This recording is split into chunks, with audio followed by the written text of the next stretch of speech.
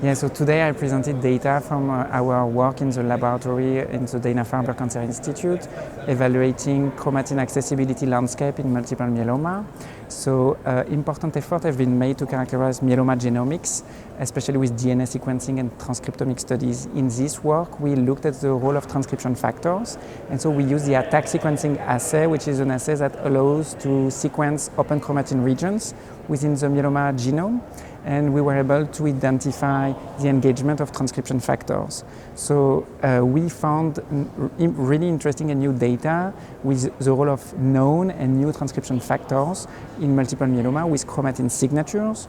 And we validated our results, especially with one of these transcription factors, which is MEF2C, which is potentially a new therapeutic target in multiple myeloma.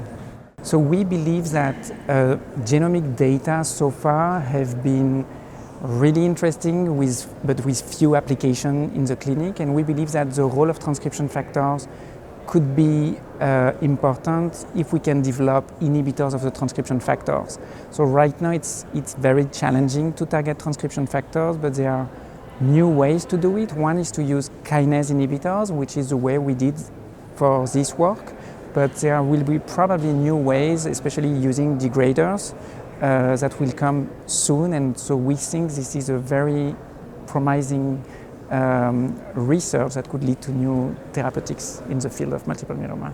Yeah, so it seems that there is very specific transcription factor addiction or dependency in multiple myeloma, and this has been shown already a long time ago with some of the transcription factors like IRF4, or even IKZF or MYC. And so here in our work we did a whole genome screening in a cohort of around 100 myeloma samples with an unbiased analysis showing the role of all the transcription factors.